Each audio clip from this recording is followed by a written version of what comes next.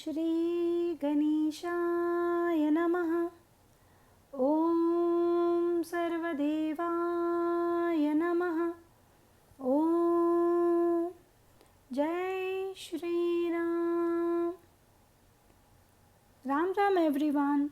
Welcome to my channel. I hope you are enjoying this series. Moving on to Chapter 4, Part 1, Soma's Arrival. Some years after Rajkumari's arrival, the Maharani gave birth to a daughter named Urmila. Sita and Urmila had two girl cousins who also lived with them, and so the house became very busy with children. When Rajkumari was around 12, a young servant girl named Soma, only a few years older than Rajkumari, showed up at the palace. The Maharaja took her in without much questioning, and she became Rajkumari's personal attendant. Almost immediately, she began calling our Rani Mata, as did the rest of us. Soma was an attractive girl with a round face and a broad smile. She was about the same height as Mata, but not nearly as slender. Although she was pretty, her appearance was very modest, as she did nothing to enhance herself. She kept her hair tied up at all times, covered by a cloth, as if to keep it out of the way so she could engage in any kind of work. And as I was to discover, no work was too humble for Soma. There was something very special about Soma, a quality of humility and service, a maturity and wisdom far beyond her years, and a quiet dignity that reminded me much of my father. When I was young, I thought my father the idle servant who never had a thought of himself, whose every action was for the benefit of the one he served. Soma displayed the same qualities. No task was too menial for her, and she was always the first to perform the task that needed to be done. Beyond that, she seemed to know Mata's wishes and thoughts before they were even expressed. If Mata had a desire for a sweet, Soma had already prepared it. If Mata wanted to collect flowers or fruits for a puja, Soma had ready exactly what Mata needed. Mata took this in due course and never seemed surprised by Soma's near perfect attunement with her wishes. I became very fond of her and found myself seeking her counsel on many matters. Although she was young enough to be my child, I began to think of Soma almost as an extension of Mata herself. It was around the time when Soma came that Mata approached me as we were sitting outside gathering flowers for the evening puja. She suddenly made a motion as if to remove something covering me. "What is it, Mata?" I asked, thinking she was trying to brush some insects away from my shoulder. Suddenly, Mata drew back with a look of surprise on her face. "I cannot remove it." "Remove what?" I asked. "Are insects fluttering around me?"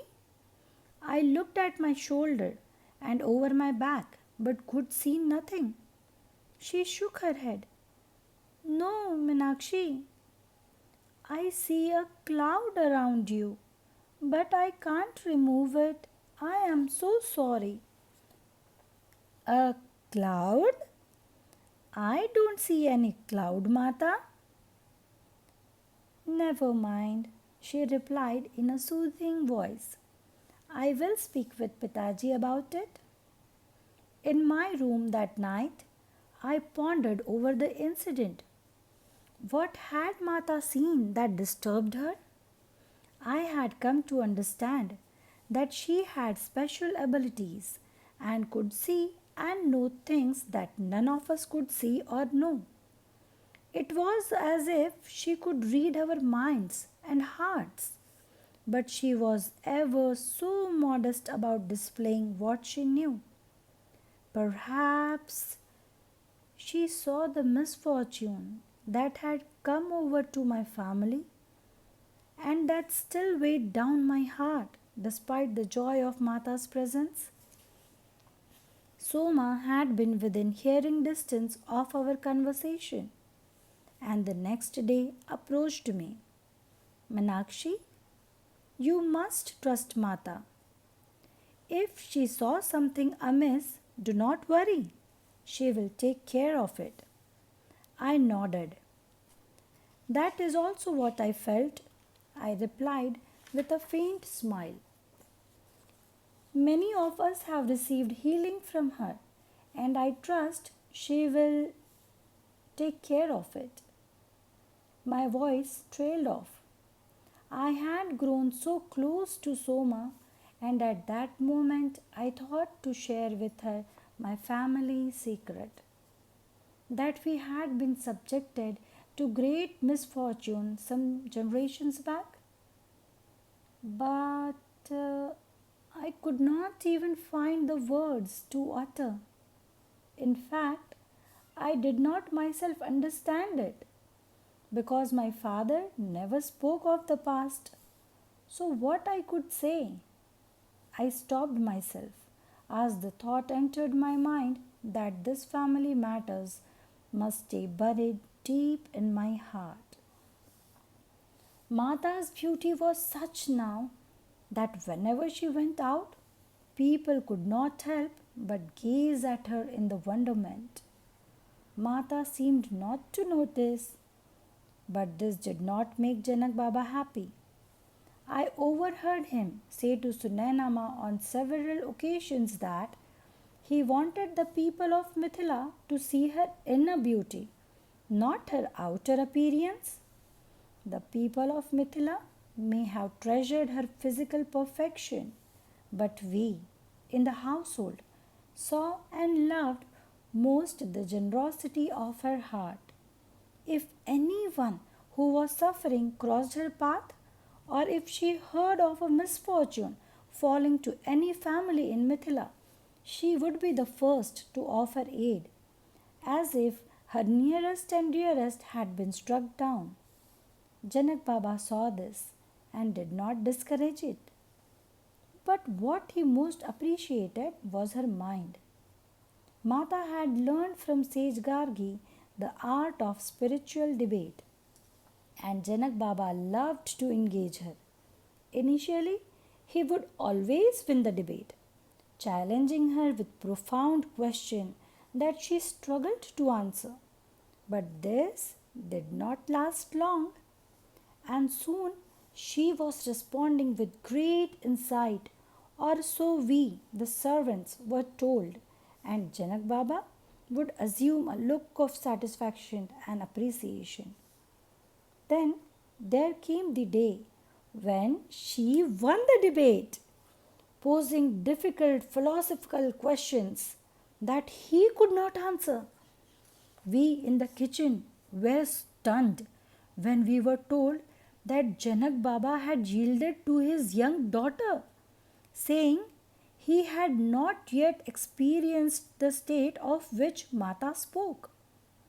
You are now my teacher, Janak Baba said to Mata.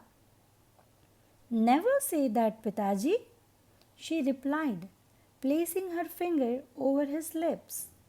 I am just your daughter, always your daughter.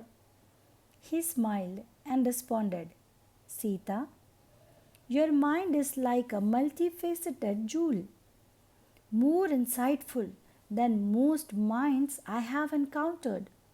You must always use it to serve the world. There is no other purpose. Never let pride enter. That is the downfall of so many, even of the great teachers. A beautiful form, a brilliant mind, and a most tender heart. Yet, Mata seemed oblivious or uncaring of her qualities.